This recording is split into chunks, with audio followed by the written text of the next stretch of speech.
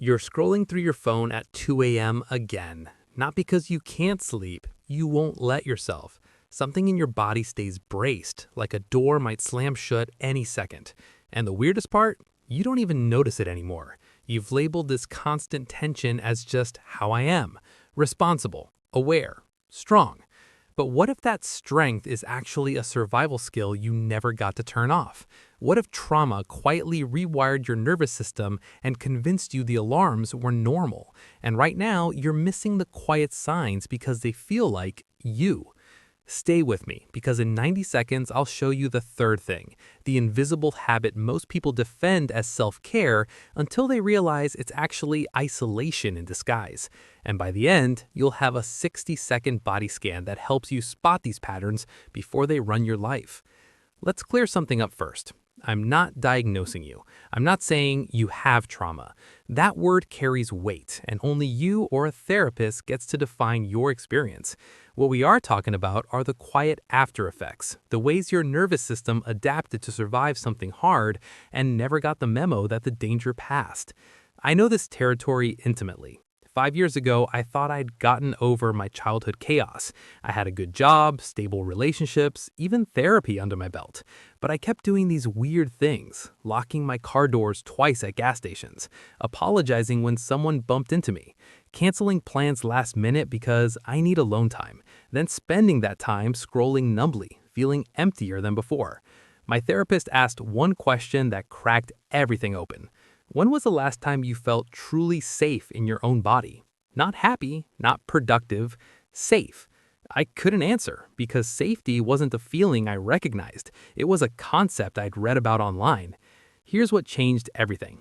I stopped fighting my weird habits and started asking why they made sense once.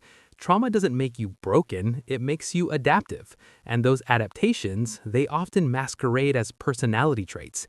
Today we're uncovering 5 of them. But number 3, that's the silent one, the one that feels like wisdom but actually keeps you lonely.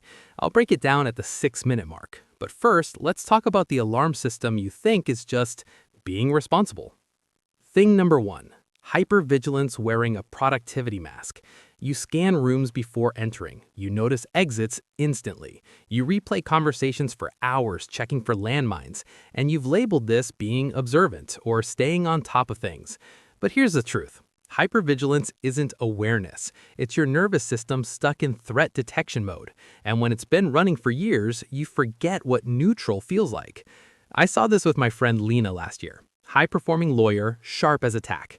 She'd walk into a coffee shop and instantly note who's near the door, who's arguing, where the staff are standing. She called it situational awareness, until one day she froze mid-sentence when a barista dropped a mug behind her. Not because it was loud, but because her nervous system went into full alert before her brain even processed the sound. That's not awareness. That's a nervous system that never got to stand down. Watch for this tell. When being prepared becomes exhausting, when you're mentally rehearsing worst-case scenarios during a dentist appointment, when your shoulders stay tight even in bed. That's not responsibility. That's your body still guarding against ghosts. And this leads directly to thing number 2. The people-pleasing trap. Thing number 2, mistaking self-abandonment for kindness. You say yes when you mean no. You absorb other people's moods like a sponge. You apologize for existing. Sorry to bother you. Sorry I exist in this space. And you've convinced yourself this is just being nice, considerate, easy to be around. But kindness has boundaries. People-pleasing has none. The difference? Kindness comes from overflow. People-pleasing comes from scarcity, the quiet terror that if you disappoint someone, they'll leave. And that terror, it's not about them. It's a fossilized fear from a time when connection literally meant survival. I learned this the hard way after my divorce. I became the easy friend, the one who never had needs, never got upset, always accommodated. People loved me, and I felt hollow, like a ghost in my own relationships. My therapist pointed out, you're not being kind, you're being invisible, and invisibility isn't safety, it's slow death. If this resonates, breathe. You're not too nice. You're protecting yourself with the only tool you had. But protection without boundaries becomes self-erasure. And that's when we slide into the third thing, the one I promised you earlier. Shift your posture, direct eye contact. Thing number 3, emotional numbness disguised as strength. This is the silent killer. Ready?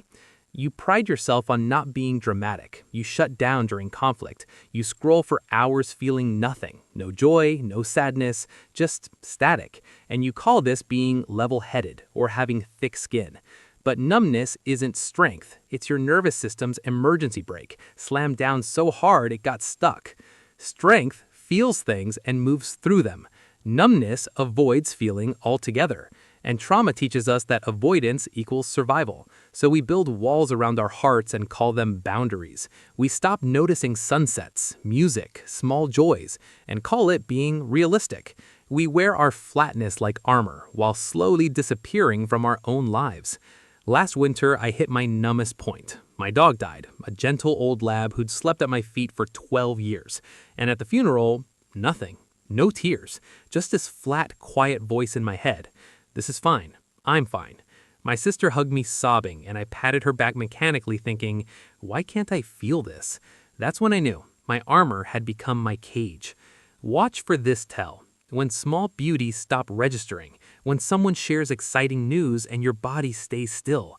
When you move through life like a camera recording footage, but no one's watching the playback. That's not calm. That's disconnection. And it always leads to thing number 4. Self-blame wearing a growth mindset costume. You analyze every mistake for weeks. You replay conversations hunting for your flaw. You believe deep down, if I'd just been smarter, kinder, quieter, it wouldn't have happened. And you've reframed this as taking accountability or striving to improve. Accountability says, I made a mistake. I'll learn. Self-blame says, I am a mistake. I'll never be enough. One leads to growth, the other leads to exhaustion. And trauma wires us for the second one, because believing it was my fault gives us an illusion of control. If we cause the pain, maybe we can prevent it next time. It's a cruel bargain. Blame yourself to feel safe in a chaotic world. I stayed in this loop for years after my car accident. Not the physical recovery, the mental one. I'd replay the intersection. If I'd left 2 minutes earlier, if I'd seen the light change, if I'd been paying better attention. My therapist finally said, you're trying to solve an unsolvable equation. Some things just happen, and your nervous system is punishing you for not preventing the unpreventable. If you hear that voice whispering, your fault, after neutral events, pause. That's not wisdom. That's a protective mechanism that outlived its purpose. And that connects directly to the 5th and final thing trauma normalizes. Thing number 5, isolation mistaken for independence. You cancel plans last minute. You avoid asking for help even when drowning. You pride yourself on figuring it out alone. And you call this self-reliance or needing space. But independence has choice. Isolation has fear. The difference? Independence says, I can do this alone, but I choose connection. Isolation says, I must do this alone, because needing others is dangerous. And trauma teaches us that connection equals vulnerability equals pain. So we build lives where we never truly rely on anyone. We become the strong friend everyone leans on, but we never lean back. We call ourselves introverts while secretly aching for connection we're too scared to risk. And the cruelest part is, we defend this isolation fiercely. I like my alone time, while feeling lonelier than ever. I saw this destroy my cousin Mark after his deployment. He'd come home, hug his kids, then retreat to the garage for hours. Just need space, he'd say. But his wife told me he's not in there relaxing, he's just gone, like he's waiting for the other shoe to drop. That's not independence. That's a nervous system that learned connection precedes loss and decided to skip connection altogether. If you recognize this pattern, don't shame yourself. Your system did exactly what it needed to survive. But survival isn't the same as living. And that distinction, that's your way out. Now, let's talk about what to actually do with this awareness. Forget just heal your trauma. That's vague and overwhelming. Instead, try this 60-second practice tonight. I call it the safety check-in. Step 1. Pause wherever you are. Don't change anything. Just notice. Step 2. Ask your body one question. What's the smallest thing that would feel safe right now?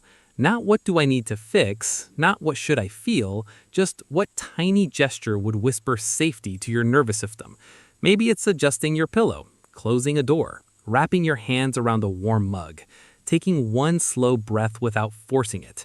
Step 3, do that tiny thing. No judgment, no shoulds, just honor the whisper. That's it, 60 seconds. Do this 3 times daily for 1 week, not to fix yourself, but to practice listening to your body again. To prove to your nervous system, I hear you. We're not in danger right now. We can soften. This works because trauma lives in the body, not just the mind. You can't logic your way out of hypervigilance, but you can gently remind your nervous system the war is over. We're home now. Not with affirmations, with tiny acts of embodied safety. Remember that 2 a.m. scrolling I mentioned at the start? I still do it sometimes, but now I notice. I feel the tension in my shoulders. I hear the quiet hum of something's wrong in my chest. And instead of judging myself, I place one hand on my heart and whisper, "You're safe now. We're home."